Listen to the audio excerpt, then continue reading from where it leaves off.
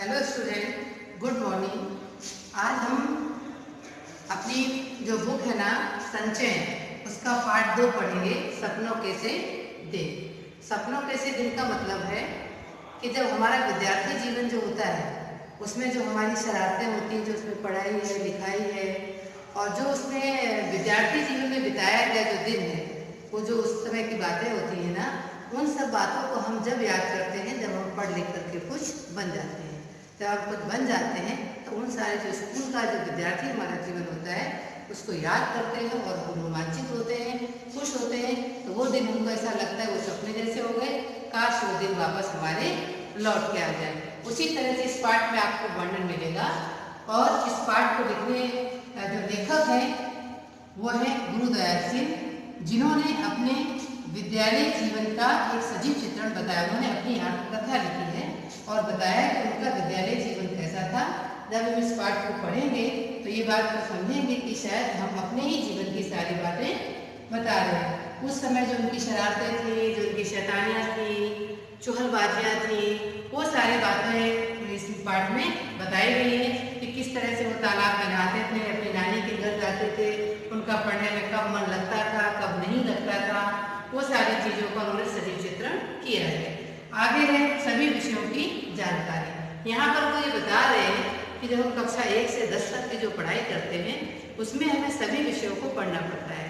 जैसे इंग्लिश है, हिंदी है, साइंस है, संस्कृत है, जो विषय हम लेते हैं, पी है, and bio, chemistry, physics, math, वो सारी चीज़ें हमको पढ़नी पड़ती हैं। पर यहाँ ये बताया जा रहा है कि कभी कभी तो कोई उस विद्यार्थी जीवन में ऐसे विषय होते हैं जिसमें हमें रुचि होती है, अगर हम एक बार पढ़ लेते हैं तो हमें वो सारी बातें, वो हमें लेसन, वो पढ़ने, शिक्षक के पढ़ाने का तरीका, हमें स्कूल, वो समय, वो टाइम, सब पूरी ज़िंदगी याद रहता है और हम आगे आने वाली पीढ़ी को भी हस्तांतरित करते रहते हैं, बताते हैं। लेकिन कोई कोई विषय ऐसा होता है जिसके बारे में हम बहुत पढ़ाई करते हैं, बहुत मेहनत करते हैं, टीचर भी हमको अलग अलग तरीके से समझाते हैं, पेरेंट्स भी समझाते हैं, लेकिन वो बातें हमें बहुत देर से याद करने के बाद याद रहती है, या फिर हमें लाख कोशिश करने के बाद बहुत सारी बातें याद भी नहीं रह पाती, हमको बहुत मेहनत करनी पड़ती है। वो इस तरह की यहाँ बात बताई है। अब आप देखिए पाठ पेंसिल बताया कि विद्यार्थी का लक्ष्य, विद्यार्थी का लक्ष्य जो होता है वो होता है पढ़ाई करना। कभी कभी पढ़ाई करना होता है, हम देखिए जब छोटे से ही होते हैं, आप सब लोग भी अपना अपना एक गोल निर्धारित करते हैं, कोई डॉक्टर बनेगा, कोई इंजीनियर बनेगा, या कोई कॉमर्स की लाइन में जाएगा। इस तरह के हम अपना एम निर्धारित करते हैं, और यहाँ तक कि कक्षा 10 तक आने तक तो हम अपना पर्टिकुलर एक एम पूरा निर्धारित कर ही लेते हैं कि हमको 10th के बाद में मेडिकल लाइन में जाना है, कि इंजीनियरिंग लाइन में जाना है, क्योंकि वहाँ से लाइन निर्धारित होती है, या कॉमर्स लाइन में जाना है।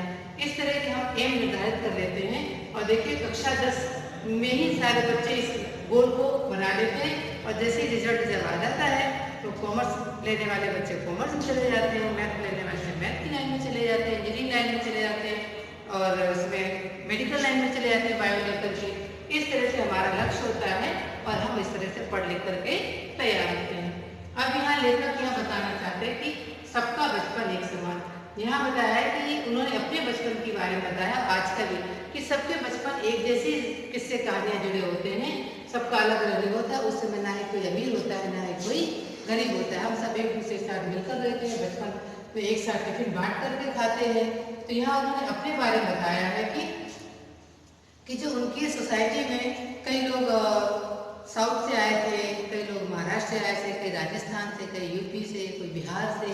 इस तरह से एक सब जगह जगह स्टेट की एक सोसाइटी का निर्माण हुआ है। वहाँ पर ज़्यादातर लोग व्यापारी हैं, उनकी सबकी स्थिति एक जैसी है। तो लेखक है, नहीं बहुत अमीर है, नहीं बहुत गरीब है, मिडिल वर्ग के हैं, तो बहुत मुश्किल से सामान को उनके यहाँ जुटाया जाता है। तो यहाँ पर बताया कि सब बच्चे जब खेलते हैं तो सब अलग अलग भाषाओं का प्रयोग करते हैं, जिसमें सब एक दूसरे की बोली का मजाक उड़ाते हैं। कभी वो पेड़ों पे चढ़ जाते हैं, कभी वो तालाब में नहाने जाते हैं, कभी लकड़ियों के गट्ठर पे चढ़ कर के फिसलते हैं। इस तरह की सारी चीज़ें वो उन्होंने बताई हैं। और होता क्या है कि कभी उनको खेल कूद में उनकी पिंडलियाँ फूट जाती हैं, हाथों में ऐसे चोट लग जाती है, और जब घर पर वो जाते हैं तो उस समय का ऐसा माहौल था कि जहाँ पर दादा दादी सब संयुक्त परिवार रहा करते थे, तो परिवार वाले यही नहीं देखा करते थे कि बच्चे को चोट कहाँ लगी है।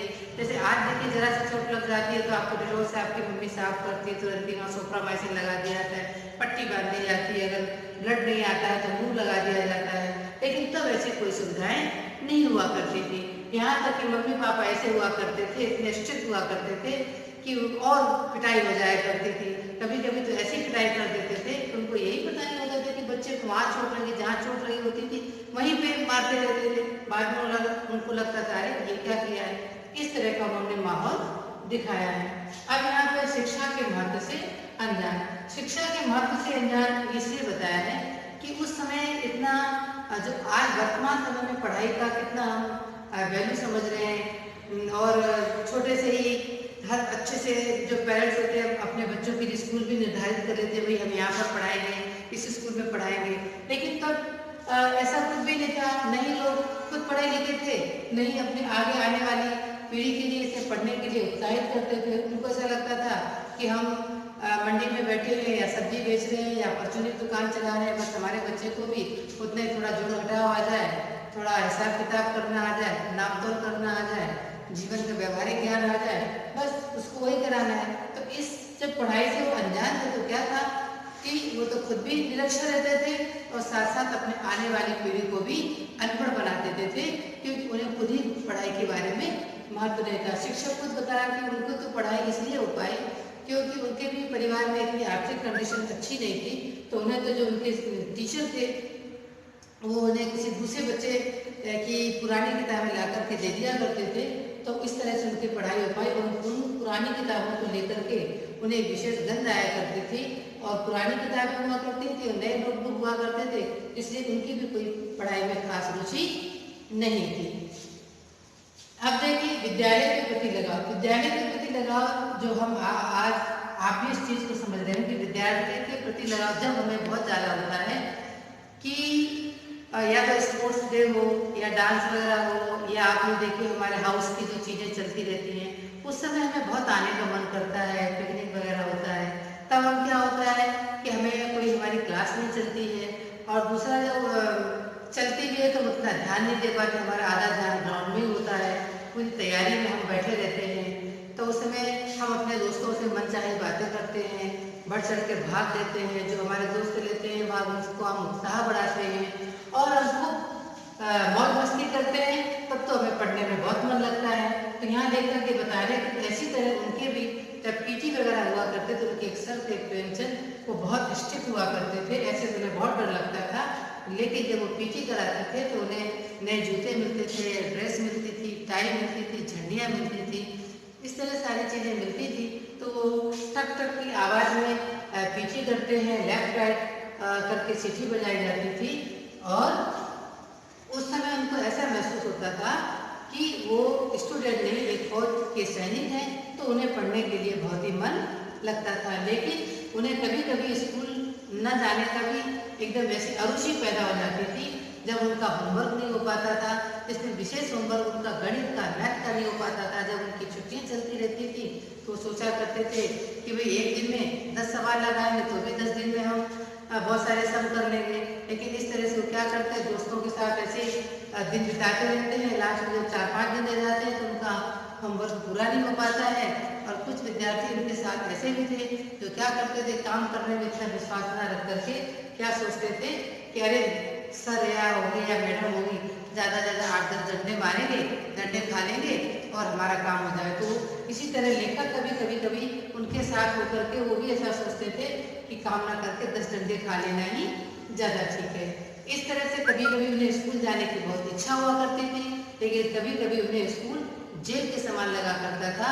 उस समय आज के समय जिस तरह टीचर और बच्चे फ्रेंड जैसे बातचीत करते हैं, उस समय ऐसा माहौल नहीं था, बहुत ही स्ट्रिक्ट माहौल हुआ करता था।